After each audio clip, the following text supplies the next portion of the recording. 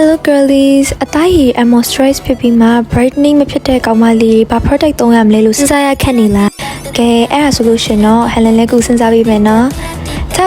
တော့ Hearty Heart ရဲ့ lotion လေးပဲဖြစ်ပါတယ်။ကဲဒီပထမဆုံးဟာလေးကတော့ hydration lotion ပဲဖြစ်ပါတယ်။သူက ice cream flower ဆန်လေးနဲ့ပေါ့နော်မွေးနေရပဲ။ပြီးတော့အသားရည်ကိုအသားဆူခြင်းနဲ့လူကြီးဝင်းစီခြင်းနဲ့လူတွေအတွက်ဆိုရင်တော့ Helen ကဒါလေးကိုသုံးကြည့်ဖို့ recommend ပေးချင်ပါတယ်။ urine type formula ဖြစ်တဲ့အတွက်စီးကက်ကက်ကြီးလည်းမရှိဘူးပေါ့နော်။ကဲနောက်တစ်ခုကတော့ whitening body lotion peach smoothie ဆန်လေးပဲဖြစ်ပါတယ်။ဒါလေးကတော့ whitening body lotion ဖြစ်တဲ့အတွက်အသားဖြူခြင်းနဲ့လူအသားကြည်လင်းစေခြင်းနဲ့လူတွေအတွက်ဆိုရင်တော့ Helen recommend ပေးပါတယ်။ဂလူတာပါဝင်တာကြောင့်အသားရည်ကိုပုံမှန်ထက်နှစ်ဆပိုမိုဖြူဝင်းစီမှာဖြစ်ပါတယ်။